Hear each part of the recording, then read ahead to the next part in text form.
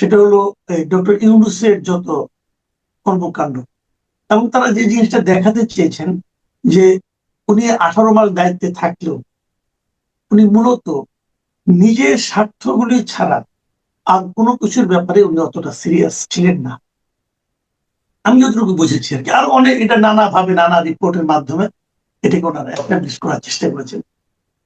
আমি এর মধ্যে এটাও দেখেছি যে বাইরে থাকা, দেশের বাইরে থাকা একটু সাংবাদিক এই রিপোর্ট গুলিকে খুবই এলোমেলো এবং খুবই গুরুত্বহীন রিপোর্ট হিসেবে প্রমাণ করার চেষ্টা করেছেন। তো আপনি নিজেও একটা পোস্ট দিয়েছেন এবং আপনি আমার ধারণা রিপোর্ট গুলো দেখেছেন মোটামুটি। আপনি নিজেও ইউনিভার্সিটিতে সাংবাদিকতার ক্লাস করান, ইউনিভার্সিটিতে সাংবাদিকতার ছাত্র ছিলেন, এখন শিক্ষক হয়েছেন। সব মিলিয়ে আপনার দুটো প্রশ্ন আপনার কাছে। 1 নম্বর প্রশ্ন হলো যে এটা রিপোর্ট হিসেবে কেমন ছিল। 2 নম্বর প্রশ্ন হলো ডক্টর ইউনূসের এই 18 মাসের শাসনকালকে এই রিপোর্টের বাইরে থেকে হলো আপনি কিভাবে দেখেন। ধন্যবাদ আপনাকে। কে কি বলেছে সেই প্রসঙ্গে না যাই, এটা নিয়ে আজকে সারাদিনই পর্যালোচনা, আজকে মানে আজকে 2 দিন ধরেই পর্যালোচনা বলতে হবে ডক্টর ইউনূসের কে নিয়ে তারা যে রিপোর্টটা করলো। কিন্তু আপনি যদি খেয়াল করেন এটা কিন্তু নতুন কিছু না। তারা যে পয়েন্টগুলো এখানে তুলে এনেছে সেগুলো কিন্তু দীর্ঘদিন থেকে ইউনূস যখন ক্ষমতায় ছিল তখনও কিন্তু এগুলা আলোচনা হয়েছে। আমি করেছি, আপনি করেছেন, অনেকেই করেছে, আমার আজিজ ভাই করেছে। আমার মনে হয় যে এটা ব্যাপক আলোচিত।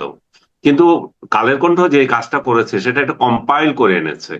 তারা একটা বড় একটা স্পেস দিয়েছে আজকে, তাতে করে এটাকে এবার নতুন করে আলোচনার জন্ম হয়েছে। এবং তখন হয়তো কেউ রিপোর্ট করেনি, এমনি আলোচনা হয়েছে, কথায় কথায় আলোচনা হয়েছে বা সিঙ্গেল সিঙ্গেল রিপোর্ট হয়েছে। সেখানে জাস্ট সারফেস নিউজটা তুলে ধরেছে। এখানে তার ক্রিটিসাইজ ভঙ্গিতে আসছে যে সে যে একটা মানে স্বার্থবাদী এবং একটা লোভী মানুষ, এবং যে এখন যেটা সবচেয়ে বেশি প্রচলিত যেটা আছে বিশ্ব বাটপার, সেই জিনিসটা এখানে একটা কম্পাইলনেস এর মধ্যে ফুটে উঠেছে। এবং যারা সমালোচনা করছে আম, এই এই রিপোর্টের, মনে করেন বেশিরভাগই এটা প্রশংসা করছে। 2-4 জন যাদের আপনি সমালোচনা করছেন তারা কিন্তু এটা বলছে না যে ইউনূস সহি, তারাও বলছে না ইউনূস সহি। তারা যেটা বলছে যে কালের কণ্ঠ এই রিপোর্ট যে করলো এটা এমন কোনো মানে আবিষ্কার না আর কি, সেই জিনিসটাই বলছে। আমি নিজেও সেটা বলতে চাই যে কালের কণ্ঠ বিশেষ কোনো আবিষ্কার করে নাই। কালের কণ্ঠ যা সত্য সেটাকে কম্পাইল করেছে, এবং ইউনূসের ক্ষমতা গ্রহণের ক্ষমতা থেকে চলে যাওয়ার পর করেছে এটাকে। এবং এটা ব্যাপক কাভারেজ পেয়েছে এবং আলোচনা হয়েছে। আপনি নিশ্চয়ই জানেন যে যে কাহিনীগুলো এখানে তুলে ধরা হয়েছে, আমি যদি সংক্ষেপে যদি একটা বলি, যে গ্রামীণ বিশ্ববিদ্যালয় যেটা সে অনুমোদন দিয়েছে, বাকি বিশ্ববিদ্যালয়গুলোর কোনো খবর নাই। এবং আমি যতদূর জানি যে তার এই বিশ্ববিদ্যালয় নিয়ে এখন আবার তদন্ত হচ্ছে, এটা স্থগিত হওয়ার পথে। এখন আরেকটা জিনিস হচ্ছে, গ্রামীণের 2 প্রতিষ্ঠানকে উনি ই ওয়ালেট দিয়েছেন এবং একটা রিক্রুটিং এজেন্সির লাইসেন্স দিয়েছেন, এবং শপথের আগে এবং শ্রম আইনে দণ্ডপ্রাপ্ত মামলাগুলো খালাস করেছেন, এবং 7টা মামলা খালাস করেছেন। কত বড় বেহায়া বাটপার, চিন্তা করে দেখেন। নিজে ক্ষমতায় গিয়ে নিজে 7টা মামলা করে দিয়েছে, আর মানুষকে দিনের পর দিন মামলা দিয়ে যাচ্ছে। গ্রামীণ ব্যাংকের 5 বছরের জন্য আয়কর অব্যাহতি দিয়ে 1,000 কোটি টাকা এখানে লস করেছেন। তারা বলছে যে প্রতি বছরে 2,000 কোটি টাকা তারা 200 কোটি টাকা তারা কর দিত, এখন সেটা 5 বছর যদি চিন্তা করা হয় সরকার 1,000 কোটি টাকা এখানে লসের সম্মুখীন হবে। এবং গ্রামীণ কল্যাণ ট্রাস্ট যেটা 1,043 কোটি টাকা আপনার কর ছিল, সেটাকে দেন দরবার করে সে মানে 6,666 কোটি টাকা বানিয়েছিল, সেটাও আবার ক্ষমতায় বসে ওইটাকে মাফ করে দিয়েছে। মানে কি বলবেন, এগুলা বেহায়া, বেহায়ার থেকেও বেহায়া। এর মতো বেহায়া আর কেউ বাংলাদেশে কখনো ক্ষমতায় এসছে এটা কেউ দেখে নাই।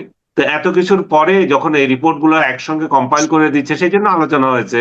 এবং তো স্বাধীন মালিকের একটা কমেন্ট দেখলাম, উনি সংবিধানের দিয়ে কোটেশন দিয়ে বলছে যে ক্ষমতায় থাকাকালে যে এই ধরনের যে ছাত্র সংশ্লিষ্ট জিনিসগুলো করে সেটা যে কিভাবে এটা অন্যায় হয়, এবং এটা এই জন্য তার সাজা হওয়া উচিত।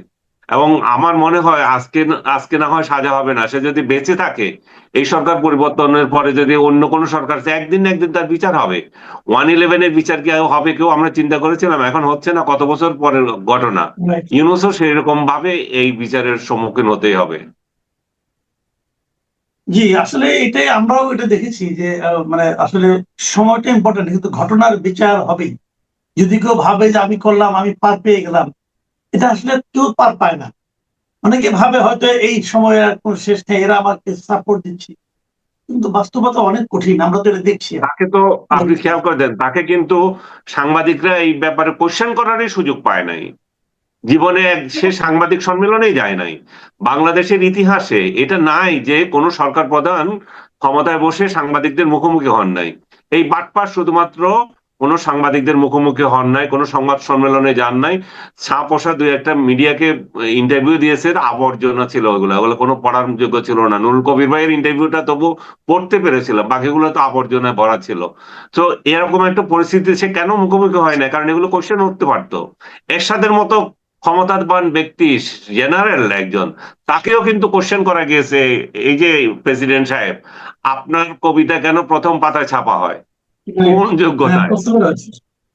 কটা হয়েছিল? Alright. সেই জন্য সাংবাদিক মানে ইয়ে হয়েছিল, মানে ওটা কি বলে, বদলির সম্মুখীন হয়েছিল, এক জায়গা থেকে আরেক জায়গায় দিয়েছিল, চাকরি খাওয়ার অবস্থা হয়েছিল। এই বাটপার তো সাংবাদিকদের মুখোমুখি হয় নাই, এক ডাস্টবিনকে দিয়ে দিয়েছিল সাংবাদিকদের মুখোমুখি হওয়ার জন্য, আর কাউকে না। সে নিজে মুখোমুখি হতে পারে নাই। আচ্ছা, একটা কথা অনেকে বলে, আপনি যদি একটু ছোট করে বলেন, যে ইউনূসের সমালোচনা, ইউনূস সরকারের সমালোচনা, তাদের কাজের সমালোচনা বিভিন্ন সময় ক্ষমতা থাকলেন আমরা অনেকেই করেছি, আপনিও করেছেন, আমিও করেছি, কিন্তু আপনি জেল থেকে বের হওয়ার পর আপনার সমালোচনা যেন একটু বেশি তীব্র হয়ে গেছে ওনার ব্যাপারে। এটা কি আপনি আমি ব্যক্তিগতভাবে জানি না আক্রান্ত আপনারা হয়েছেন এই জন্য? আমি জেলে থাকতে আপনারা 3 মাস কোনো সমালোচনা করেন নাই বোধহয়, চুপ করেছিলেন। এই জন্য আমি বের হওয়ার পর আবার মনে হচ্ছে যে আমি বেশি করছি। আর কিন্তু আপনি যদি ধারাবাহিক ভাবে দেখেন, সেটা আগেও যা করেছি এখনো তা করছি। তখনও প্রশ্ন তুলেছি যে তুমি যে বাড়িটা ভেঙেছো, বঙ্গবন্ধুর বাড়ি, সে বাড়ির প্রেক্ষিতে আরেকটা বাড়ি, তোমার বাড়িও ভাঙা হবে। তুমি যে প্রধানমন্ত্রীর কার্যালয়টাকে বানিয়ে একটা জাদুঘর বানিয়েছো, এখন প্রধানমন্ত্রীর কার্যালয় কোথা থেকে পাবে? হয়তো কোনো একবার কোনো এক সরকার আসে, যদি প্রথম যদি কেউ কোনোটা উইথড্র করে, তাহলে সেই জাদুঘরকেই ইয়ে করবে। সেই জাদুঘর তো এখনো চালুই হয়নি। যাই হোক, এগুলো হচ্ছে আপেক্ষিক ভাবে মনে হচ্ছে আপনার, বা অন্যেরও মনে হতে পারে যে সমালোচনা করছে। সমালোচনা করবো না কেন? সমালোচনা করার তো অধিকার দিয়ে গেছিল, সমালোচনা করার কারণে জেলে নিয়ে গেছে। এখন তো তার ক্ষমতাও নাই, এখন তাকে কেন প্রশ্ন করতে পারবো না? আবার যদি আমি যদি এমন সব সমালোচনা করছি যেটা মিথ্যা, তাহলে আইনের আশ্রয় নিতে পারে। সে যেমন তো তার Alright. সুযোগ রয়ে গেছে। আচ্ছা, ইউনূস সরকার চলে গেছে, চলে যাওয়ার পর আমরা একটা সংসদ পেয়েছি। আমরা ভেবেছিলাম সংসদটা খুব ভাইব্রেন্ট হবে, কিন্তু সংসদে আসলে এক ধরনের উত্তেজনা আমরা দেখতে পাচ্ছি। হম। এই উত্তেজনা কতটুকু প্রত্যাশিত বুঝতে পারছি না, কারণ আজকে দেখলাম যে রুবিন ফারহানা খুবই আলোচিত একজন সংসদ সদস্য, যিনি স্বতন্ত্র হিসেবে একজন নারী হিসেবে উনি মানে সংগ্রাম করে এবং লড়াই করে জিতেছেন। তিনি আজকে অত্যন্ত মানে যে কথাটা বললেন, আমার কাছে অত্যন্ত করুণী মনে হয়েছে। উনি বললেন যে ওনাদের একজন সহকর্মী, একজন সংসদ সদস্য জামাত ইসলামের, তিনি নারী সংসদ সদস্যদের নিয়ে ওয়াজে বেশ কুৎসিত কথাবার্তা বলেছেন, এবং উনি এই জন্য স্পিকারের কাছে বিচার চাইছেন। তো এই বিচার কি স্পিকার তো করবে, নিশ্চয়ই জনগণেরও তো নিশ্চয়ই ব্যাপার আছে, একটা ব্যাপার। এটা না, এটা কি আপনি এই জনগণ তো ছি ছি করছে। আমি আমি নিজে ওই ভিডিওটা দেখেছি। এত নোংরা, এত কদর্য। এবং শুধু যে উনি নারীদেরকে বলছেন তা তো না, তার পাশে পাশে বসা সংসদ সদস্যদের নিয়ে, পুরুষ সদস্যদের নিয়েও বলছে। এত নোংরা ভাষায় আমি মনে হয় কোনো সংসদ সদস্যকে দেখিনি এভাবে তার সহকর্মীদের নিয়ে কথা বলে। আরেকজন সংসদ সদস্য আজকে দেখলাম, উনিও, ওনার নাম কি জানি, হামজা জাতীয় কোনো একটা, এইটা তো আমির হামজা। হানজালা হানজালা আরেকটা, হ্যাঁ, হানজালা হানজালা, হানজালা, রাইট। ওই ভদ্রলোক বললেন যে তাকে জঙ্গি বলছে। দেখেন, উনাকে জঙ্গি বলছে, এটাও কিন্তু উচিত হয় নাই, কিন্তু সেটা আবার জনগণ বলছে, সেটা তো তার কোনো সংসদ সদস্য বলে নাই। তো উনি যাচ্ছিলেন, লোকজন বলছে যে এই তো জঙ্গি যায়। তো এটা উচিত হয় নাই যে বলে, যেই বলুক, কিন্তু সে তো জনগণ, জনপ্রতিনিধি, তো কোনো বলে নাই যে আপনাকে। জনগণ রাস্তায় বের হলে আপনাকে অনেকে অনেক কথা বলতেই পারে। আপনি সেরকম যদি আপনার গেট আপ যদি সেরকম হয়ে থাকে, যাই হোক, আমরা গেট আপ নিয়ে কথা না বলি, মানুষের মানে চেহারা সুরত নিয়ে কথা না বলি, যেটা আমির হামজা করেছে। কিন্তু বাস্তবতা হচ্ছে যে যেই যে এমপিরা এগুলো কথা বলছেন, যে যে ব্যক্তিটা যে ইয়েতে হানজালা যেটা বললেন যে আমাকে এটা বলেছে, কিন্তু ওই সংসদেই তো আরেকজন সংসদ সদস্যকে বলা হয়েছে মুরতাদ। এটা নিয়ে হানজালা সাহেব কিছু বলছেন কিনা সে তো বলেন নাই। তো যেখানে সংসদ সদস্য ইয়েতে বসে মানে একজন সংসদ সদস্যকে বলতেছে যে মুরতাদ, সেটা নিয়ে কথা বলেন না, দূরের থেকে কোন সদস্য, কোন জনগণের জন মানে কোন এক লোক কি বললো সেটাকে গুরুত্ব দিয়েছেন। আর রুমিন যেটা বলেছে সেটা তো আমার মনে হয় যে ওনার বিচার পাওয়া উচিত। কারণ এত নোংরা ভাষায় একজন নারীদেরকে নিয়ে কথা বলা, এবং এই এই আমির হামজা সাহেব দীর্ঘদিন থেকে সোশ্যাল মিডিয়ায় একেবারে নর্দমায় পরিণত করেছেন, যে সমস্ত কথাবার্তা বলেন ওয়াজে বসে বসে, তাও আবার আমার মনে হয় যে জামাত যদি বড় ধরনের কোনো ভুল করে থাকে, এই লোককে সংসদ সদস্য বানিয়ে পার্লামেন্টে পাঠানো। কারণ জামাতের অন্য নেতা কর্মীদের আমি কখনো দেখি নাই যে এরকম অশ্লীল ভাষায় কোনো কথা বলছে কেউ। জামাতের নেতাদের একটা স্ট্যান্ডার্ড আছে, এই এত এত বিলো স্ট্যান্ডার্ড এটা। আমাদের এখানে এই মুহূর্তে জ্বালানি সংকট নিয়ে খুব আলোচনা হচ্ছে। সরকার একদিকে বলছে পর্যাপ্ত জ্বালানি তেল মজুদ আছে, আতঙ্কিত হওয়ার কিছু নাই, কিন্তু তাতে মানুষের আতঙ্ক খুব একটা কমছে বলে মনে হয় না। আবার অনেকে মজুদ করেছে, সে মজুদদারদেরকে ধরা হচ্ছে, নানা রকম হচ্ছে, এবং এইগুলিকে মোকাবেলার জন্য সরকার নানা ধরনের পদক্ষেপ নিচ্ছে। এই পদক্ষেপের মধ্যে একটা পদক্ষেপের প্রস্তাব শোনা যাচ্ছে, সেটা হলো যে স্কুলগুলোকে 3 দিন অনলাইনে করবে আর 3 দিন ক্লাস করবে। এটা নিয়েও নানা রকম আপত্তি অনেক তুলেছেন। আমি একটা আজকে সোশ্যাল মিডিয়া, আপনি চোখে পড়েছে কিনা যাই না, একটা ছোট একটা স্টুডেন্ট সেই সংক্রান্ত একটা আপনার বক্তব্য দিলেন, যে আপনি সেটা দেখেছেন? আমি দেখেছি যে বিলিয়ন, সে একটা জি বিলিয়ন জি, ছেলে। তাহলে এটা নিয়ে কোনো আপনার একটা রিয়েকশন আপনি বলেন, বাচ্চা যে কথা না, বললেন। সে তো খুব একটা বাস্তব কথা বলেছে। আমরা ক্লাসে থাকলে 5টা পাখা চলতো, এখন আমরা 60 জন ছাত্র আছি, 60 জনের বাসায় বাসায় কয়টা লাইট জ্বলতেছে আর ফ্যান জ্বলতেছে, তাহলে চিন্তা করেন। এই জিনিসটা আমাদের মাথায় আসেনি, কারণ তাদের মাথায় কি আসবে, তারা ব্যাংককে যাচ্ছে ইংরেজি শিখতে। তো ব্যাংককে যারা ইংরেজি শিখতে পাঠায়, তাদের কাছ থেকে আপনি কতটা আশা করবেন? তবে জ্বালানি তেলের ব্যাপারে আমাদের আসলে সাশ্রয়ী হতে হবে, এবং যে প্যানিকটা উঠে গেছে সেটা বন্ধ করতে হবে, এবং সরকার যে সমস্ত লোকজন এগুলো মজুদ করছে, এগুলোকে কঠোর একটা সাজা দিতে হবে। এটা একদম মানে এমন সাজা যেটা মানে জিন্দেগি ভর মনে রাখে, এরকম সাজা দিতে হবে। এবং মানুষের মধ্যে এক ধরনের অস্থিরতা আছে। আমি আমার নিজের ড্রাইভারকে দেখলাম, ওই দিন আমি আসতেছি, বলে যে একটা একটা দীর্ঘ লাইন দেখলাম আমি, সে মহাখালী থেকে শুরু করে একেবারে প্রাইম মিনিস্টার অফিসের কাছাকাছি পর্যন্ত লাইন। সে ওইখানে এসে বলতেছে যে আমরা আমরা কি কিছু ইয়ে নিয়ে যাব, যে তেল নিয়ে যাব। আমি বললাম যে কি কারণে তেল নেবে, তোমার পুরো অর্ধেক তেল আছে এখনো, বুঝছেন, টাঙ্কিতে। কিন্তু এই যে তার মাথার মধ্যে এটা ঢুকে গেছে, আমি পাবো কিনা, আমি পাবো কিনা। এইটা আমাদের লোকগুলোর এইটা একটা রোগ হয়েছে ভাই, তেল শেষ হোক তারপরে কিনেন। এখন এই জি এই জি। যে হাঙ্গামা নিজেরা নিজেরা তৈরি করছে, এইসব কারণেই তো মানুষ অস্থির হয়, এবং জ্বালানি তেলের এই এই সংকট দেখা দিয়েছে। জ্বালানি তেল থেকেও সবচেয়ে বড় বিষয়টা তো আজকে দেখলাম আমি, এলপিজি নাকি ওটাকে কি বলে, যেটা বাসা বাড়িতে যেটা গ্যাস ইউজ করে, জি। সেটার দাম বাড়িয়ে দিয়েছে, এবং হিউজ দাম সিলিন্ডার, বাড়িয়ে দিয়েছে। হ্যাঁ, অনেক। সেটা হিউজ দাম বাড়িয়ে দিচ্ছে। সরকারের এইসব বিষয় নিয়ে আমরা, আবার সরকারের এই সমস্ত কার্যক্রম নিয়ে আমরা আশা করি যে বিরোধী দল সংসদে কথা বলবে, কিন্তু না, বিরোধী দলের সংসদে এগুলো নিয়ে কোনো কথা বলছে আমি শুনি নাই। বিরোধী দল হাম টিকা নিয়ে যে এখন এটা মাঠের হাঙ্গামা হচ্ছে, যে শিশুরা মারা যাচ্ছে, সেই নিয়ে কোনো কথা বলে না। কারণ এগুলো নিয়ে কথা বললে আবার ইউনূসের বিপক্ষে চলে যাবে হয়তো, এই জন্য এখন এরা আসল কাজে না গিয়ে নকল কাজ নিয়ে ব্যস্ত হচ্ছে, এবং এটা পার্লামেন্ট থেকে বের হয়ে এখন রাজপথেও যাবে। আগামীকাল তারা রাজপথে নামবেও বলছে। আমি জানি না কত লোকের সাড়া তারা কিন্তু এগুলো যে একটা ফেক আন্দোলন এবং একটা ফেক মানে ইয়ে দেওয়ার, সুড়সুড়ি দেওয়ার চেষ্টা। এবং আপনি দেখেন যে আওয়ামী লীগ ছাড়া যে সংসদ গঠিত হয়েছে, সবার একটা ধারণা ছিল যে এইটা হবে এ টিম আর বি টিম, এটা এক ধরনের ভাই ভাই একটা সংসদ হবে। এখন ভাই ভাই সংসদকে একটা প্রাণবন্ত করার জন্য, দেশকে বুঝানোর জন্য হইতে পারে, এটা একটা গেম হইতে পারে, যে দেশকে বোঝানোর জন্য আমাদের কত বিরোধ দেখো আমরা, কিন্তু বিরোধ কি নিয়ে, সেটাই আমি বুঝলাম না। কারণ বিএনপি একবারও বলে নাই যে আমরা আমাদের অঙ্গীকার থেকে সরে যাচ্ছি। ওনারা জি বলেছেন যে আমরা যা অঙ্গীকার করেছি, জুলাই সনদ যা করেছি সেটাই পূর্ণাঙ্গ বাস্তবায়ন করব। জুলাই সনদের সবচেয়ে জরুরি যে বিষয়টা ছিল যে হত্যাকাণ্ডের গুলো ইন্ডেমনিটি দিয়ে দিয়েছে, যারা হত্যা করেছে তাদেরকে বাঁচিয়ে দিয়েছে, এবং কিছু হত্যা করেছে হত্যাকারীদের জেলে আছে, পালিয়ে আছে, আর ভুয়া ভুয়া মামলা করে শত শত লোককে জেলে দিয়ে রাখছে, আর ইন্ডেমনিটি দিয়ে দিয়েছে। খুব ভালো, আপনি আচ্ছা, এই ইন্ডেমনিটি দিয়েছেন, এই যে সেটা আপনি নিয়ে তো ভুয়া মাথা ভুয়া ব্যথা নাই। মামলার কথা বললেন, আপনি আমাকে এই কথা হ্যাঁ। একটু বলি। যেহেতু ভুয়া ভুয়া মামলার কথা উঠলোই, তাহলে আমি আরো কিছু বলি যে আমাদের এখানে দেখেন অনেক সাংবাদিককে কিন্তু হুম। নানা ধরনের অজুহাতে অথবা ধরলাম অপরাধে মামলা দিয়ে ঢুকে রাখছে, তাদেরকে জামিন হচ্ছে না, তাদের কোনো বিচার কার্য শুরুও হচ্ছে না। বাট আপনি ভাবেন এরভাবে যে জেলে থাকে তার সংসারটা কি তছনছ অবস্থা হয়ে যায়। আপনি নিজে জেলে ছিলেন, আপনি জানেন এর মধ্যে আপনার সংসারের মধ্যে কি গেছে, নিশ্চয়ই আপনি জানতে পেরেছেন, ওই সময় জানতে পেরেছেন। তো এই যে হচ্ছে কাজগুলো, এগুলোর কতটুকু আসলে প্রয়োজনীয়তা ছিল, যেটা তো ওরা করেছে।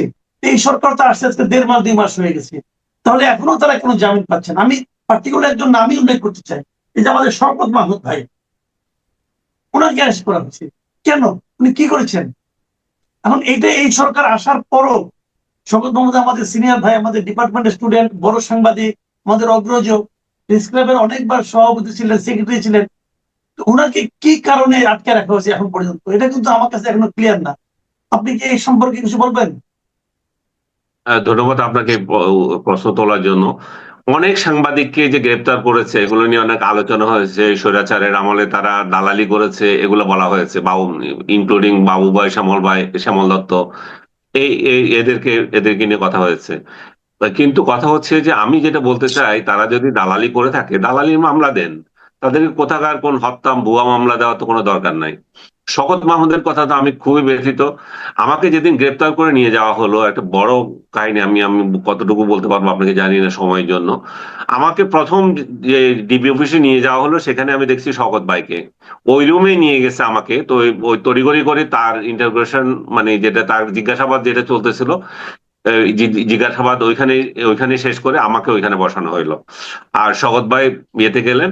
ওই দিন ওই রাতে আমার সাথে তার দেখা হয় নাই। পরবর্তী রাতে তার সাথে আমার দেখা হয়েছে, আমরা একই রুমে ছিলাম। আমি বোধহয় ওনার সাথে 3 দিন, বোধহয় 3 রাত শেয়ার করেছি একসাথে আমরা একই রুমে। পরবর্তীতে আমি আবার একা হয়ে গেছি।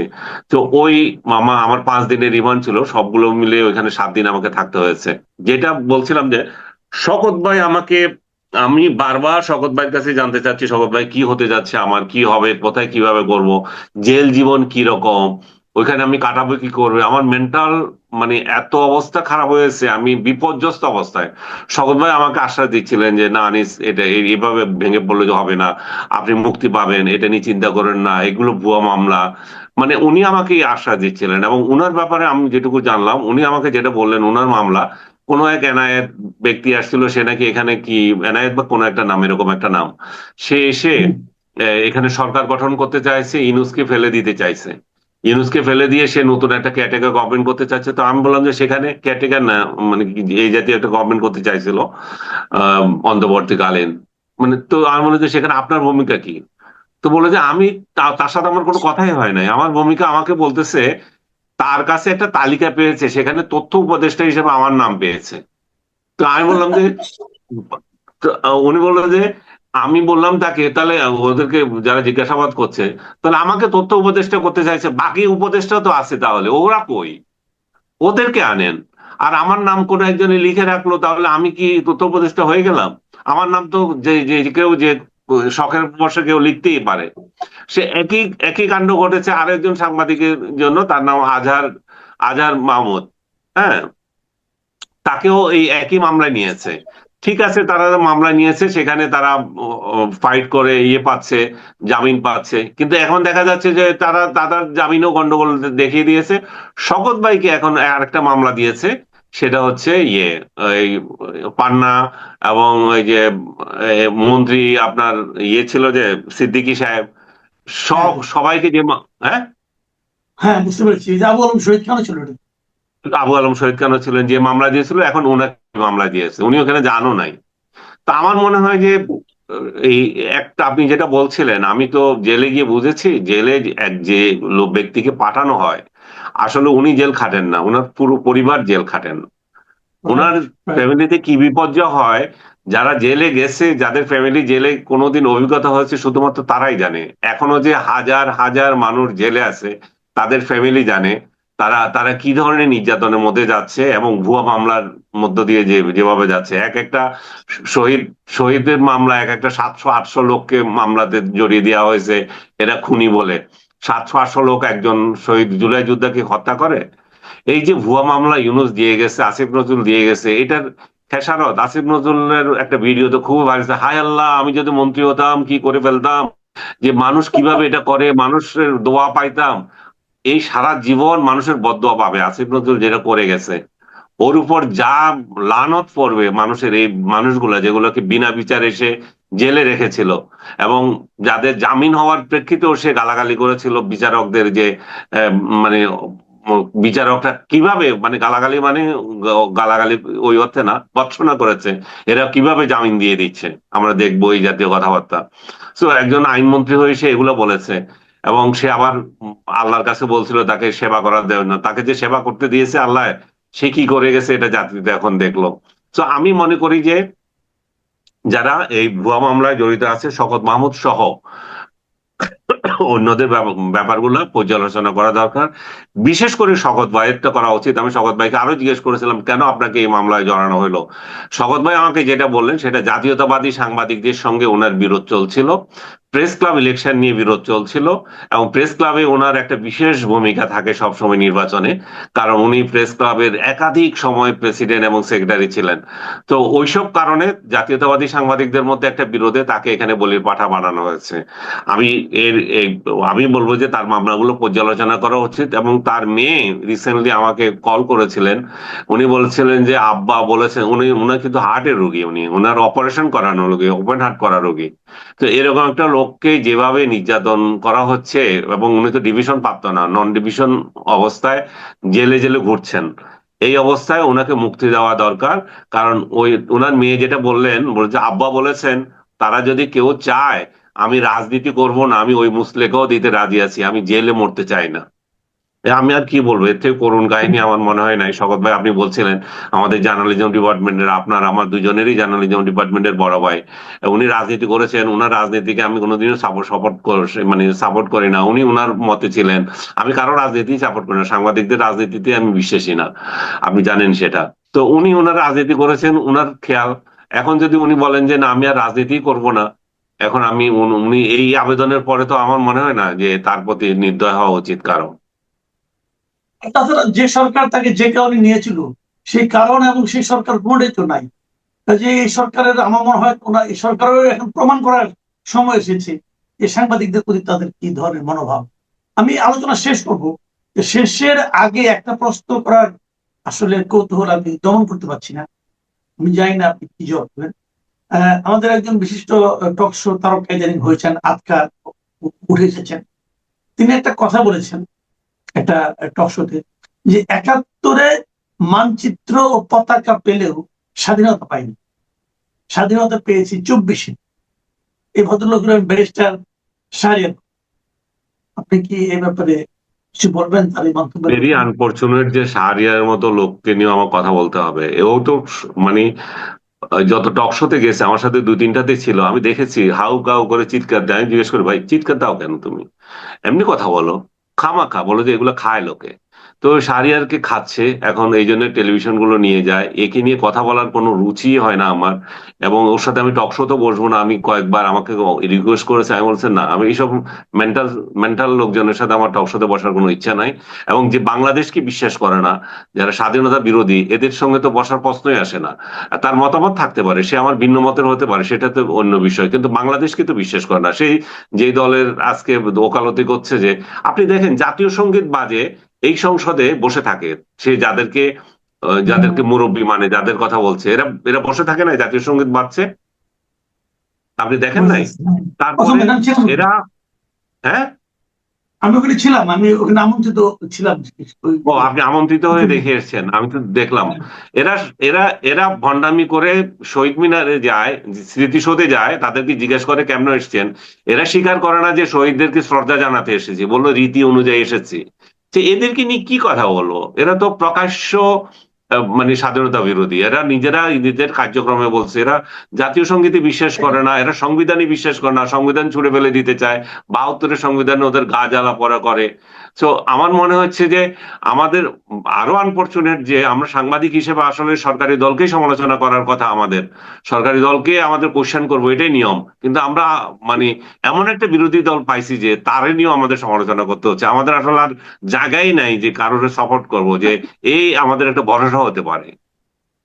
জি, অনেক ধন্যবাদ, অনেক ধন্যবাদ জনাব আনিস আলমগীর। প্রিয় দর্শক, আপনারা শুনলেন জনাব আনিস আলমগীর এই বিশ্লেষণ। আনিস আলমগীর অনেকদিন পরেই আমাদের এখানে পেলাম রাখি, এবং আমরা এখানে সবসময় যে জিনিস আশা করি যে দেশের বিভিন্ন সমস্যা নিয়ে সংসদে সরকারি দল বিরোধী দল আলোচনা করবে। কিন্তু আলোচনার মধ্যে আমরা দেখলাম প্রথম দিনই বিরোধী দল ওয়াকআউট করলো একটা ইস্যুতে। আবার এখন এই মুহূর্তে যখন নাকি দেশে নানা ধরনের সমস্যা, বিশেষ করে জ্বালানি তেলের সমস্যা নিয়ে নানা রকম মানুষ নাজেহাল অবস্থা, এই সময় তারা আরেকটা ইস্যু নিয়ে যে কিভাবে আপনার এই মানে জুলাই সনদ বাস্তবায়ন হবে, তার প্রক্রিয়াটা কি হবে, সংবিধান সংশোধন পরিষদ কেন হবে না, এবং সেখানে কেন ওই মাধ্যমে হবে না, এই সমস্ত বিষয় নিয়ে তারা ওয়াকআউট করলো। এই যে ওয়াকআউট করা, ওয়াকআউট তো করতেই পারে, ওয়াকআউট একটা সংসদীয় রীতির মধ্যে পড়ে, কিন্তু ওয়াকআউট করে যে ইস্যুগুলো, এই ইস্যুগুলো কতটুকু জনগুরুত্ব সম্পন্ন, মানুষের প্রত্যাহিক জীবনযাপন সম্পর্কে আপনি একজন যদি সাধারণ মানুষের জিজ্ঞাসা করেন, তারা কিন্তু এই সংসদীয় সংস্কার কমিটি জিনিসটা কি এটাই বুঝে না। সেই কারণে ওয়াকআউট করা, আগের বার প্রেসিডেন্ট কোনো ভাষণ দিল ওয়াকআউট করতে হবে, এইগুলো। আবার এর মধ্যে আমরা নানা ধরনের কথাবার্তাও শুনছি, আমরা সংসদে বসে আলোচনা হচ্ছে, হাস্যরস হচ্ছে, সাধারণ মানুষের মধ্যে কৌতুক হচ্ছে। তো কেমন দেখছেন আমাদের এই সংসদীয় রাজনীতির অবস্থা? প্রথম কথা হচ্ছে, ধরেন একটা সুস্থ বিরোধী দল থাকা গণতন্ত্রের জন্য অপরিহার্য, এবং যত তর্ক বিতর্ক হবে, আপনি যেটা বললেন যে বিভিন্ন জরুরি বিষয় নিয়ে যত বাদানুবাদ হবে, কথা হবে, ততই তো সলিউশন বেরিয়ে আসবে। এবং ধরেন যে বিরোধী দলগুলো, আমরা আমরা যে দেশে আছি এবং যে সমস্ত গণতান্ত্রিক উন্নত দেশগুলোতে বিরোধী দলের একটা ছায়া সরকার থাকে, এবং এই যে শ্যাডো গভর্নমেন্ট যেটা থাকে, এটা কিন্তু ভেরি ইম্পর্টেন্ট। এবং তারা কিন্তু ক্ষমতাশালী, তারা জনমত ক্রিয়েট করে, অনেক বিল তারা আপনার পরিবর্তন করতে পারে, বদলে দেয়, সরকারের অনেক সিদ্ধান্তকে প্রভাবিত করে। এখন কথায় কথায় বেরিয়ে গেলে, এইটা তো ওই যে ছেলেবেলায় আমরা করতাম না, মার উপর রাগ করে বেরিয়ে যেতাম, বলতাম যে আর জীবনেও আসবো না, আর খাবো না, বুঝছেন? কিন্তু মা তো জানতো, মা করতো কি জানেন, ওই ভাত বেড়ে একদিকে রেখে দিত, জানে যে খিদা লাগলে ঠিকই আসবে, ঠিক আছে। আবার এসে আমরা সুরসুর করে খেয়ে আবার কি বলতাম জানেন তো, এইবার কিন্তু লাস্ট খাইছি, আগামীবারে কিন্তু আর খাবো না, বুঝছেন?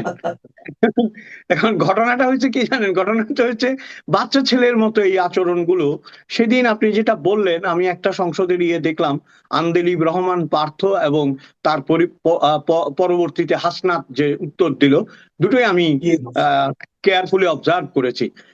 পার্থের কথায় কিন্তু অনেকগুলো যুক্তি ছিল। এই যেটা আপনি বললেন, এই যে সংসদ কি জানি, ওই যে সংবিধান সংশোধন পরিষদ, আসলে কেউ তো জানেই না এগুলি। এবং সংবিধান এই যে সংশোধন পরিষদ না কি, পার্থ একটা অত্যন্ত মূল্যবান কথা বলেছে, বলছে এই সংবিধানকে ভয় পাচ্ছেন কেন, এটা কি 71-এর পরাজয়ের দলিল মনে হচ্ছে, এই কথাটা বলেছে, বুঝছেন? এবং এইটাতে ওই ছেলেটি ক্ষিপ্ত হয়ে গেছে। এখন প্রশ্ন হচ্ছে, ধরেন এত গুরুগম্ভীর মানুষ আছে সেখানে, বিরোধী দলে অনেক পরিপক্ক মানুষ থাকার কথা, সেখানে এই বাচ্চা ছেলেটিকে এনকাউন্টার করতে দিয়েছে। ইটস অল রাইট, একটা ইয়াং ছেলে এনকাউন্টার করতেই পারে, কিন্তু তার তো যুক্তিগুলো দুর্বল ছিল। আমার কি মনে হচ্ছে জানেন, এই যে আপনি বললেন না, আমি সংক্ষেপ করে আনি, এই যে ওয়াক আউট ওয়াক ইন, এগুলি সবগুলো হচ্ছে নাটক। কারণ ওরা যদি জুলাইয়ের যে আপনার কথিত, আমি বলবো তথাকথিত যে সংশোধনী, এইটা যদি না হয় না, ওদের অস্তিত্বের সংকট হবে। কারণ ওরা নীল হয়ে যাবে, জিরো হয়ে যাবে।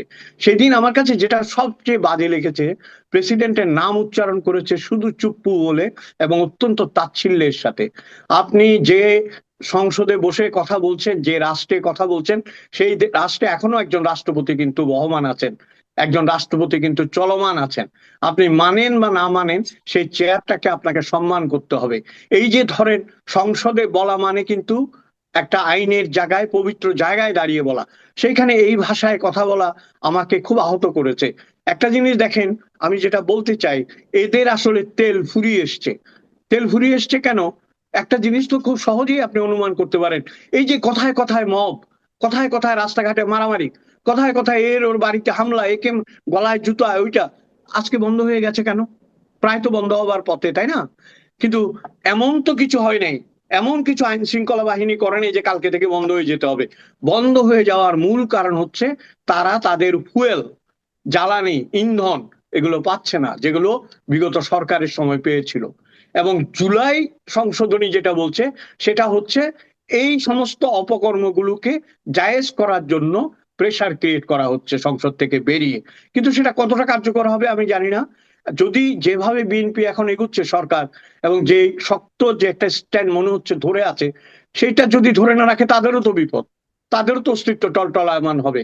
তাদের স্বার্থেই তাদেরকে জুলাইয়ের এটাকে প্রতিহত করতে হবে সুন্দরভাবে। যেটা আপনার তাদের নেতারা বক্তৃতায় বলেছে যে ওটা কিভাবে হবে সেটা আমরা পরে নির্ধারণ করব, এইভাবে নির্ধারণ করব, ওইভাবে নির্ধারণ করব। কোনোভাবেই নির্ধারণ হবে না। কেন জানেন? কারণ পুরো বিষয়টাই ছিল গোজামিল। আমাদের দেশের নাম পরিবর্তন করতে চেয়েছে প্রথমত, সেটা না পেরে বলেছে সংবিধানের এটা পরিবর্তন করবো, ওইটা না পেরে বলেছে জনগণ প্রজাতন্ত্রী বাংলাদেশ করব। ভাই, এই অনুষ্ঠানে আগে একবার বলছিলাম, আজকে যে চাষিটা এখন ফসল ফলাচ্ছে, তার কাছে জনপ্রজাতন্ত্রী আর গণপ্রজাতন্ত্রী বাংলাদেশের তফাৎ কি? সে চায়, সে চায় দুমুঠো ভাত, তাই না? এই যে ঢাকার যে মধ্যবিত্ত জ্বালানি সংকটে যারা তেলের জন্য দীর্ঘ লাইন দিয়েছে, প্রজাতন্ত্রী জনপ্রজাতন্ত্রী হলেই কি আলী রিয়াজের ট্যাঙ্ক থেকে তেল আসবে? কোথা থেকে আসবে তেল? হ্যাঁ, তিনি তো আমেরিকা গিয়ে বসে আছেন, তাই না? এখন দেখেন এই বেরুচ্ছে, কিন্তু একটা একটা করে ঘটনা বেরুচ্ছে। আজকে সকালে কালের কণ্ঠ যেভাবে লিখেছে, বিশাল হেডিং দিয়ে, যে দেশ নয় আমি আগে, মানে নিজে আগে, এইটা দিয়ে আমাদের বিগত আপনার উপদেষ্টা পরিষদের প্রধানের ছবি দিয়ে, ডক্টর ইউনূসের ছবি দিয়ে বিরাট একটা নিউজ করেছে। তার মানে কি? ভয় কেটেছে, কথা বলা শুরু হয়ে গেছে। এবং সবচেয়ে এই যেটা একটা জিনিস আমি আমি আপনাকে এই জায়গায় একটু বলি। এই যে একটা বিষয় আপনি বললেন যে আমি নয় দেশ বড় সবচেয়ে, হ্যাঁ, তো এই যে দেশ নয় কথাটা, আমি বড়, দেশ দেশ নয় না আমি বড়। আমি, কিসের দেশ, নিজেরটা আগে, এই ধরনের হেডলাইন দেখলাম। জি তো জি এগুলো যে বলা হচ্ছে, আপনি লক্ষ্য করবেন আমাদের মিডিয়াগুলোর ব্যাপারে আমি বলতে চাচ্ছি, মিডিয়া অথবা দুদক, আমি এদেরকে দেখছি যে যখন নাকি সরকার যখন বিরোধী দলে পরিণত হয় অথবা সরকার যখন ক্ষমতা থেকে চলে যায়, তখনই তারা এগুলি বলে। এই কাজগুলো ডক্টর ইউনূসের কথা যেটা বলা হচ্ছে, উনি তো এটা ক্ষমতায় থাকতে করেছেন, তখন জি কেউ একটা শব্দটি করেনি। কিন্তু যে উনি চলে গেছেন, তখন মনে হচ্ছে সবাই একটু বিপ্লবী হয়ে গেছেন এবং জি। সবাই এই সমস্ত নিউজগুলি করছেন। এই যে মানসিকতাটা, এটাও কি খুব ভালো? না, আমি মনে করি এটা ভালো না, এটা অবশ্যই ভালো না। কিন্তু এই ঘটনাগুলো তারা কেন বলতে পারেনি? তারা কি বলবে জানেন? মিডিয়া, আপনি নিজে মিডিয়ার মানুষ, আমরা তো টুকটাক লেখালেখি করি, তারা বলবে যে আমরা ওই সময় সময়ের অনুকূলে ছিল না। আরে ভাই, সময় তো অনুকূলে থাকবে না। প্রতিকূলতার ভেতর থেকে যারা, প্রতিকূলতার ভেতর থেকে যারা বের করবে তারাই তো মিডিয়া। আপনাকে আমি বঙ্গবন্ধুর একটা ছোট্ট উদাহরণ দিই। বঙ্গবন্ধুকে অনেকে মনে করে যে লেখাপড়া জানতেন না, এটা সেটা। বঙ্গবন্ধু যখন আপনার এই কি বলে এটাকে, আগরতলা ষড়যন্ত্র মামলা থেকে বেরিয়ে এলেন, তখন বঙ্গবন্ধুকে জিজ্ঞেস করছিল না যে, উনি খুব উৎফুল্ল এবং উনি বলছেন আমি জানতাম যে আমি বেরিয়ে যাব। তখন উনাকে জিজ্ঞেস করেছে যে আপনি কিভাবে জানতেন আপনি বেরিয়ে যাবেন? উনি বলছেন আমাকে একটাই পত্রিকা দিত, ইত্তেফাক। প্রথমে ইত্তেফাকটা আসলো এইটুকু কাটা, মানে এই নিউজটা আমার। পরে আসলো এইটুকু কাটা, পরে আসলো এইটুকু কাটা, পরে এমন হলো বলে আমি নিজেই বেরিয়ে গেছি ওই পত্রিকা দিয়ে, তাহলে আমার আর মুক্তির দেরি কোথায়? তাই না? তার মানে কি? তার মানে হচ্ছে অত্যন্ত বিরূপ পরিস্থিতিতেও যারা নিজেদের সঠিক কথা বলতে পারে। তবু আমি একটা একটা প্রশংসা করতে চাই, সেটা হচ্ছে ধরেন নানা চাপে, দেখেছেন তো না, যে যেগুলো আমরা মনে করি যে এই অন্তর্বর্তী সরকারের সাপোর্টে ছিল, গিয়ে পাগলের মতো গিয়ে ইন্টারভিউ করেছে।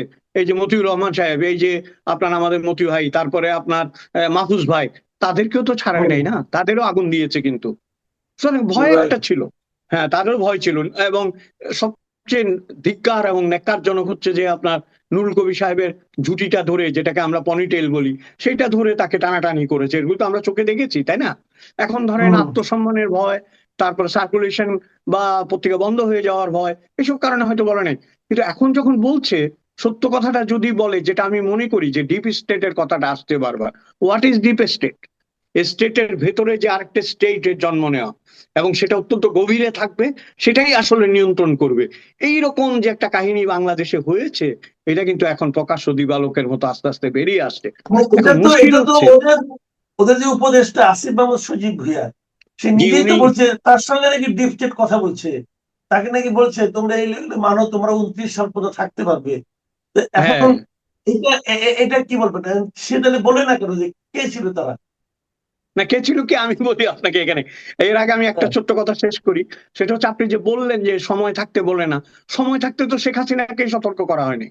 আপনি খেয়াল করবেন, আমি এটা প্রায় দুঃখ প্রকাশ করতাম যে উনি সেন্টেন্স কমপ্লিট করে না, উনি অর্ধেক সেন্টেন্স থেকে আরেক বাক্যে চলে যায়।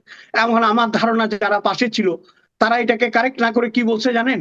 একটা তো অসমাপ্ত আত্মজীবনী বেরিয়েছে, আর আপনার এই না বলা কথাগুলি হচ্ছে অসমাপ্ত কবিতা, এরকম করে হয়তো ওগুলোকে পাম দিয়ে রাখছে, বুঝছেন? উনি মনে করছে তাই তো, আমি তো দেখি অসমাপ্ত কবিতা বলতেছি। এবং এরকম করতে করতে কি হয়েছে, উনি আমাদেরকে ক্লিয়ার করে বলতেই পারে নাই কেন এই লোকটাকে চুবাতে হবে। উনি বলছিল না যে পদ্মা নিয়ে গিয়ে চুবাই আনেন, জীবন যেন না যায় সেভাবে তাকে চুবিয়ে আনেন। কথাটার যে গুরুত্ব ছিল, সেই গুরুত্বটা পর্যন্ত ভদ্রমহিলা বলতে পারে নাই। তা তোষামোদী এবং চাটুকারিতার জন্য মিডিয়ার, আপনার এই মিডিয়া যে পায়ের উপর পড়ে যায়, কিছু বললেই মিডিয়া পায়ের উপর পড়ে যায়। কিন্তু এখন যেটা হচ্ছে, ধরেন আমি মনে করি সত্য এবং তথ্য নির্ভর যে কথাগুলো বেরিয়ে আসছে, সেগুলো আমার কেন জানি মনে হচ্ছে যে যে সরকারটা চলে গেছে তাদের জন্য তো কিছুতেই সুখকর নয়, এবং ভবিষ্যতে আরো বিপদ টেনে আনবে। কারণ পৃথিবীর বহু দেশে, মাসুদ ভাই, পৃথিবীর বহু দেশে আমেরিকা এইভাবে নিয়ন্ত্রণ করেছে, কিন্তু আমেরিকা সে নিয়ন্ত্রণটা একটা পর্যায়ের পরে অকেজ হয়ে যায়। সেটা আপনি সালভেদের আলেন্দে থেকে শুরু করে, আমি ইতিহাসের দিকে যেতে চাচ্ছি না, পৃথিবীর বিভিন্ন দেশে তারা করেছে, ভিয়েতনাম সহ, কিন্তু তারা টিকতে পারেনি। এবং আমাদের দেশেও আপনি কি মনে করেন যে এখন যে কথাগুলি বেরোচ্ছে, কেউ কি সাথে সাথেই ক্ষমতাটা দিয়ে দেয় যে ভাই আমার এই সিংহাসন পছন্দ হচ্ছে না, আমি গৌতম বুদ্ধ হয়ে গেলাম, সংসার টংসার ছেড়ে চলে যাচ্ছি, তুমি এসে এখানে বসো? এরকম তো না, এইরকম নয়। right. এবং প্রথম দিকে বারবারই বলেছিল যে তারা দীর্ঘায়িত হবে তাদের ক্ষমতায়, যেটা ওই বাচ্চা ছেলেটা বলে ফেলেছে, আসিফ সজীব মাহমুদ না কি বললেন, এটা বলে ফেলেছে। পরিকল্পনা সেটাই ছিল, কিন্তু সেই পরিকল্পনাটা বাস্তবায়িত হয় নাই। কেন হয় নাই জানেন? কারণ পরি থাকে আকাশে, কল্পনা থাকে মনে। আর পরিকল্পনার অফিস হলো পরিবাগে, বুঝছেন? পরি গেছে উইরা, বাঘ আছে পইরা, তো এখানে কেমনে হবে বলেন? হ্যাঁ আহ, না, পরিকল্পনা আকাশে থাকে, সে ঠিক আছে, কিন্তু তারপরেও তো পরিকল্পনা করতেই হয়। কিন্তু তাদের এটাকে পরিকল্পনা বলবেন না ষড়যন্ত্র বলবেন আমি জানি না, আমি সরকার তো বাংলা সেটাই বলছি আপনাকে, বাংলাদেশ সঠিক হলে পরিকল্পনা হবে, সঠিক হলে পরিকল্পনা হবে, আর ব্যাটিক হলে ষড়যন্ত্র হবে, তাই না? ষড়যন্ত্র হবে। পরিকল্পনা যে কখন ষড়যন্ত্রের রূপ নিয়েছে নিজেরাই টের পায়নি। কিন্তু আমি যেটা মনে করি কি জানেন, আমি কারো বিদ্বেষমূলক কথা বলছি না, আমি যেটা বলতে চাচ্ছি, fact should come out, fact বেরিয়ে আসতে হবে কি ঘটেছিল। কারণ 1.5 বছরে, এখন যেটা বোঝা যাচ্ছে, 1.5 বছরে বাংলাদেশ তার অবস্থান থেকে অনেক পিছিয়ে গেছে। আপনার সাংস্কৃতিক, সামাজিক, অর্থনৈতিক, রাজনৈতিক, 4টা প্রেক্ষাপটে বাংলাদেশ অনেক পিছিয়ে গেছে। আমরা যদি ডিপলি ডিসকাস করি, একদিন যদি কোনো ফোরামে আমরা কথা বলি, বাংলাদেশের এই 4টা অবক্ষয়ের জন্য এই 1.5 বছরের অপশাসন দায়ী। এবং এই 1.5 আচ্ছা, বছরের এটা কি অপশাসনে, আপনার কি মনে হয়? আপনার কি মনে হয় এটা কি, এই যে আপনি 1.5 বছরের অবসেশন বলছেন, অন্তর্বর্তীকালীন সরকারের কথা বলছেন, এটা কি তাদের আসলে, তারা কি আসলে তার অযোগ্য ছিল, নাকি তারা আসলে মানে এইদিকে খেয়ালই করে নাই, নাকি তারা বুঝেই নাই, মানে কারণটা কি? খেয়াল করেনি এটা তো বলা যাবে না, খেয়াল 100% করেছে। কিন্তু তারা যেটা করতে চেয়েছিল, আপনার আমার যেটা মনে হয়েছে, তার আগে আমি জি, আপনাকে একটা কথা বলি, এর আগে আমাদের দেশে কিন্তু তত্ত্বাবধায়ক সরকার হয়েছে, জি, অন্তর্বর্তী সরকার হয়েছে, যে নামেই হোক। সেই জি। মানুষগুলোকে আপনি একবার চোখের উপর ভাসান, ম্যাচিওর মানুষ, লেখাপড়া হুম, জানা মানুষ, তাদের ভুল থাকতেই পারে, তারা ম্যাচিওর হুম, মানুষ, লেখাপড়া জানা মানুষ, এবং তারা ছিলেন সমাজের বিবেক টাইপের মানুষ। কাজেই হুম, বিবেকবান মানুষরা একটা পর্যায়ে ভুলের পরে আর ভুল করে না। কিন্তু আপনি যদি এই অন্তর্বর্তী সরকারের উপদেষ্টাদের দেখেন, তারা কোথায় এখন? একটা তত্ত্বাবধায়ক সরকারের আন্ডারে তো আপনার দেবপ্রিয় বাবু, সুলতানা কামাল এরা সকলেই ছিলেন না, লতিফুর রহমানরা ছিলেন না। তারা কি এরপরে এইভাবে নিষ্ক্রিয় এবং নিষ্প্রভ হয়ে গিয়েছিলেন? নয়। এরা কেন নিষ্ক্রিয় এবং নিষ্প্রভ হয়ে আছে? কারণ এরা বুঝেছে যে এরা একটা বিরাট ভুল করেছে। আমার যেটা মনে হয়, ওরা নলচে সহ পাল্টে দিতে চেয়েছিল আমাদের দেশকে। তারা মুক্তিযুদ্ধকে অস্বীকার করতে চেয়েছিল। তাদের প্রথম ভ্রান্তি, তাদের প্রথম যে ভ্রান্তি আমি মনে করি ভুল, সেটা হচ্ছে তারা আমাদের অস্তিত্ব এবং জন্মকে অস্বীকার করতে চেয়েছিল। তারপরে তারা নেইবারিং কান্ট্রির সাথে শত্রুতায় গিয়েছিল, যেটা তাদের জন্য কাল হয়ে এসছে। তৃতীয় হচ্ছে, আপনি একটা দেশে 30 থেকে 35% জনগণকে নাই করে দিবেন, ওরাই তো আওয়ামী লীগ। এখানে আওয়ামী লীগের সমর্থনের প্রশ্ন আসছে না।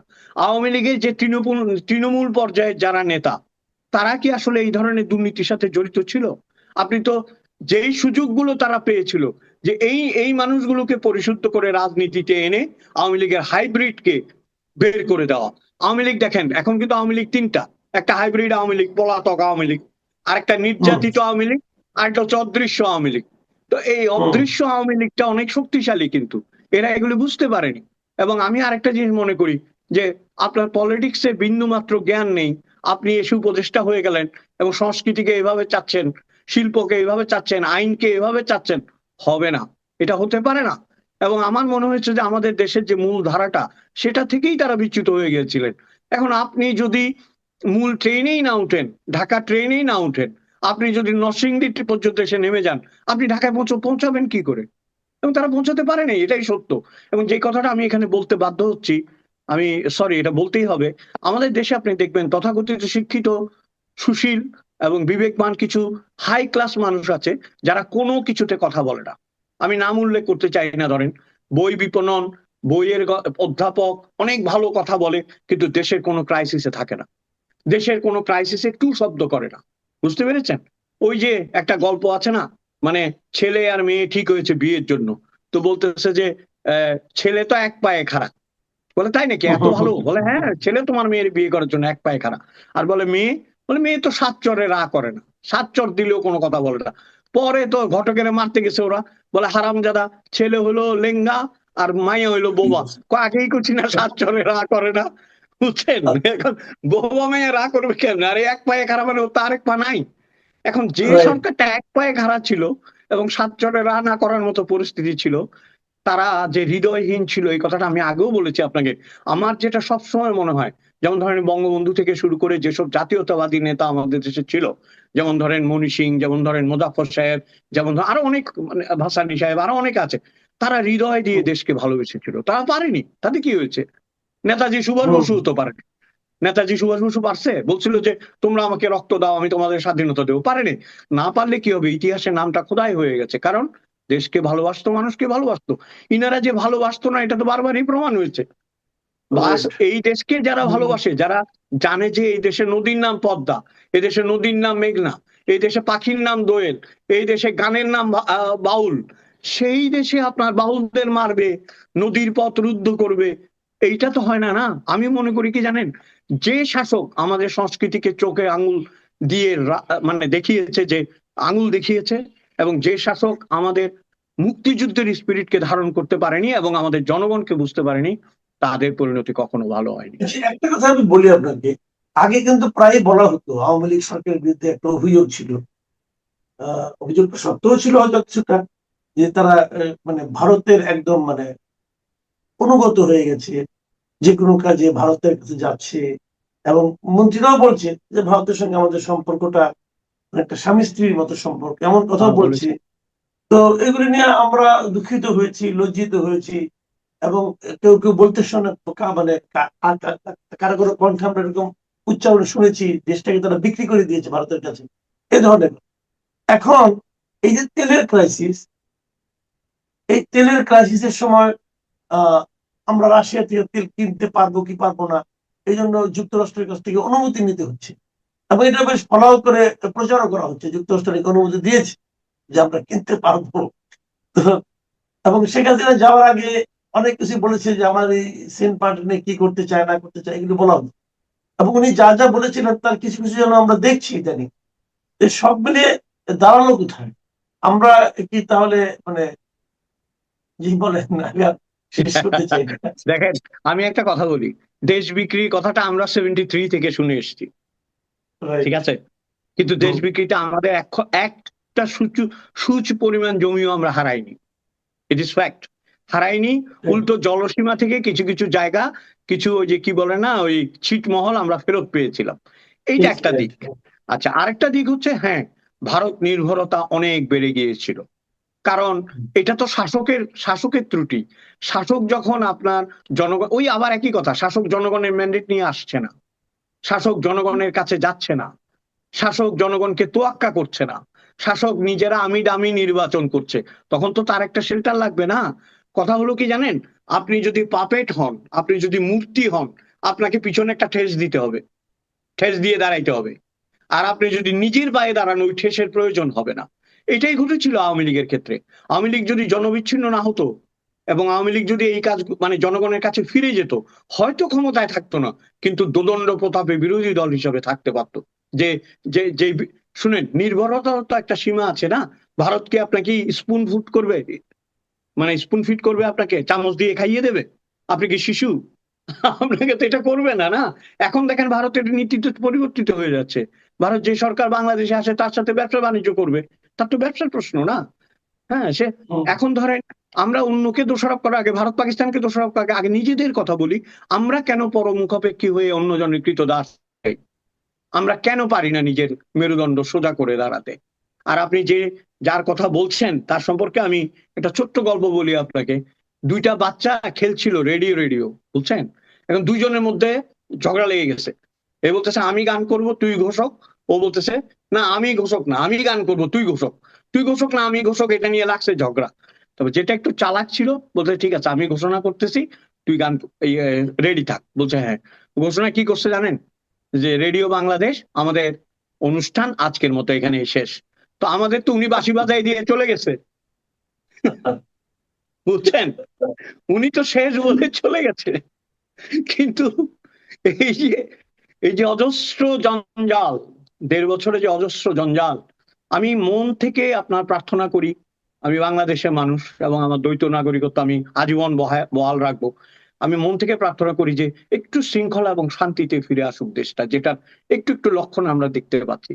এইটা ফিরে আসলে অন্য এই ঝামেলাগুলি নিজে থেকেই আপনার দূরীভূত হবে। আচ্ছা, আর একটু মানে আপনার একটু হালকা বিষয় নিয়ে, ঠিক হালকাও না, বলে মানে এটা নিয়ে বেশ হাস্যরস ছিল। যেমন আমরা কিছুদিন আগে দেখছিলাম যে এসি কিভাবে চালাতে হবে এই ব্যাপারে প্রশিক্ষণ নেওয়ার জন্য একজন লোক বিদেশ যাচ্ছেন।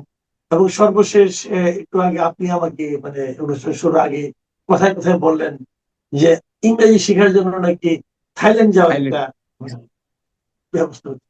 তো থাইল্যান্ডে তো 2-1 বার যাওয়ার অভিজ্ঞতা আমাদেরও আছে। তো ওরা কি ইংরেজি খুব ভালো বলে? আমি তো বুঝতে পারছি না ওখানে কি আমি শিখবে। একটু আপনাকে একটা কথা বলি, পৃথিবীতে আসলে 5টা ইংরেজি ভাষী দেশ আছে। সবগুলো ইংল্যান্ড হচ্ছে ওদের মাদার। যেমন ইউকে তো হবেই ইংরেজি, ইউকে হবেই। এবং ইউকে কি? ইউকে হচ্ছে ইংল্যান্ড, আপনার ওয়েলস, নর্থ আয়ারল্যান্ড আর স্কটল্যান্ড, এই হচ্ছে ইংল্যান্ড, ঠিক আছে? জি। ইংল্যান্ড বলবেই, আমেরিকা বলবে, কারণ ইংল্যান্ডেই ওর লোকরাই ওখানে গিয়ে আমেরিকা বানিয়েছে। কানাডা বলে, অস্ট্রেলিয়া বলে, নিউজিল্যান্ড বলে, এই তো, আর সাউথ আফ্রিকা বলে।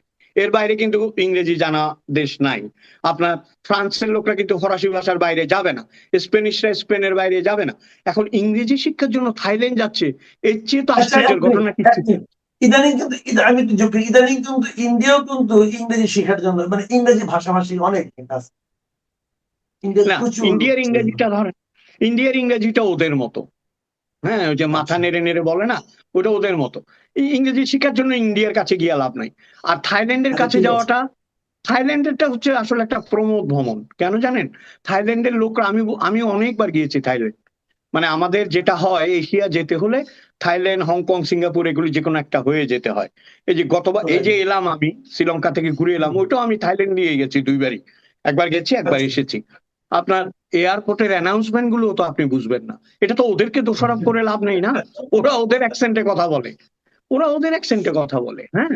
কিন্তু ওইখানে কেন ইংরেজি শিখতে যাবেন আপনি? ওটা তো ইংরেজি ভাষার দেশ না। থাইদের তো নিজস্ব ভাষা আছে, তারা থাই ভাষায় কথা বলে না। আপনার কি কারণে যাচ্ছেন, কারা যাচ্ছে, কেন যাচ্ছে? ওই যে আপনার, আমার আবার একটা গল্পের কথা মনে পড়লো। যে আমাদের দেশের এক বিখ্যাত নেতা মার্ক টালিকে ইন্টারভিউ দিচ্ছিল, বুঝছেন? তো মার্ক টালিকে ইন্টারভিউ দিতে গিয়ে যুদ্ধের কথা বলতেছিল, একটু বলার পরেই দেখে মার্ক টালি কান্না করে। তো উনি খুব খুশি হয়ে গেছে, বলছে দেখছো আমি এখনো শেষও করি নাই, তোমার চোখে পানি এসে গেছে, ইউ আর ক্রাইং। তখন মার্ক টালি উত্তর দিছিল কি জানেন? বলছে I am not crying for that, you continuously raping my mother tongue, that's why I am crying.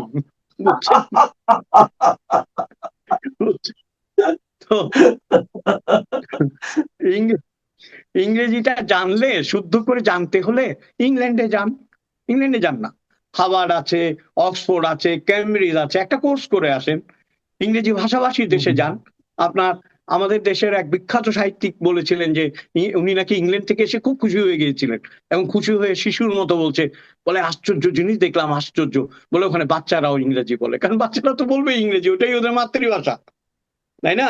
এখন প্রশ্ন হচ্ছে, আমার কাছে এটা ফার্স মনে হয়েছে, এটা কৌতুক মনে হয়েছে। এখন এরকম ক্রাইসিসের সময় ইংরেজি শেখার কোনোই দরকার নেই, 1 নাম্বার। আর 2 নাম্বার হচ্ছে, যদি শিখতে হয় প্রপার কান্ট্রিতে গিয়ে প্রপার ল্যাঙ্গুয়েজ শিখতে হবে, নট ইন থাইল্যান্ড প্লিজ।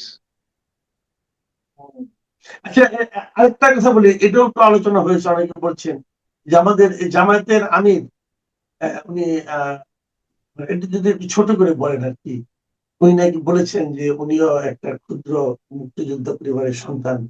এটা তো হতেই পারে, এটা নিয়ে মানুষ আমার এত ট্রল করছে কেন? মানুষ ট্রল করছে কারণ ধরেন এখন প্রশ্ন হচ্ছে, আপনি সারাক্ষণ মুক্তিযুদ্ধের বিরোধিতা করছেন, রাজনীতিতেও মুক্তিযুদ্ধের বিরোধিতা করছেন, জীবনেও করছেন, আচার আচরণেও করছেন, বক্তৃতায়ও করছেন, এখন এসে বলছেন আমি ক্ষুদ্র মুক্তিযুদ্ধ পরিবারের সন্তান। দেখেন, আমাদের একটা টকশোর কথা মনে আছে মনে হয়, জ্বালাময়ী টকশো, ওই যে মানিক চৌধুরীর সাথে দীপ্তি নামে এক মহিলা, না উনার, যখন দেয়ালের পিঠ থেকে গেছে, মানিক বাবু, মানিক না উনার নাম, ওই যে বিচারপতি মানিক, শামসুদ্দিন চৌধুরী মানিক, হ্যাঁ, উনি যখন খেপে গেলেন, মানিক, শামসুদ্দিন চৌধুরী মানিক, উনি যখন খেপে গেলেন এবং খেপে গিয়ে যখন উনি আক্রমণ করলেন, তখন মহিলাটা কিন্তু ওই উপস্থাপিকা কিন্তু আত্মরক্ষার জন্য বলল আমি একটি মুক্তিযুদ্ধ পরিবারের সন্তান, এই কথাটা বারবার রিপিট করছিল।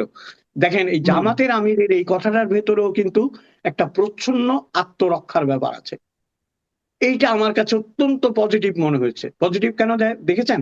এত বছর পরও, এত চেষ্টার পরও ক্ষুদ্র মুক্তিযুদ্ধ পরিবারের সন্তান হওয়ার মধ্যে গৌরব অনুভব করছে জামায়াতের আমির। তার মানে কি, আপনি যতই করেন, ওই যে নহন্য তেহন্য মানুষ, মানে মুক্তিযুদ্ধকে হত্যা করা যায় না, যখনই আপনি মুক্তিযুদ্ধকে হত্যা করছেন তখনই আবার ফিরে এসে বলছেন আমি ক্ষুদ্র মুক্তিযোদ্ধা পরিবারের সন্তান। যদি তাই হয়, অনুগ্রহ করে আর মুক্তিযুদ্ধকে অপমান করবেন না, আপনার পরিবারকে অপমান করবেন না, এবং আপনার পরিবারকে সম্মান করুন, মুক্তিযুদ্ধকেও সম্মান করুন, তাহলেই তো হলো। জি, আমরা অনুষ্ঠানের শেষ পর্যায়ে চলে এসেছি, শেষ করব। আমি একটা ছোট্ট ঘটনা বলেই শেষ করি। অনেক আগের কথা, আমি বিমানে করে যাচ্ছিলাম আর কি, আপনাদের হিথ্রো থেকে জেএফকে তে নিউ ইয়র্কে, প্রায় 8 ঘন্টা থাকতে হয় আটলান্টিকের উপর। তো থাকতে থাকতে ওখানে ওই আপনার বিমানের সামনে যে স্ক্রিনে দেখা যাচ্ছে যে নিচে কি আছে, সামনে কি আছে, নিচে গেলে নীল সমুদ্র। আমি কিন্তু খুব ভয় পেয়ে গেলাম, হ্যাঁ, যদি এখন বিমানটা পড়ে যায় তাহলে এই সমুদ্রের মধ্যে, আটলান্টিকে। আমার মাথার মধ্যে এটুকু খেলছে না যে পড়ে গেলে সমুদ্র থাকলে কি, আর মাটি থাকলে কি, আর পাহাড় থাকলে কি।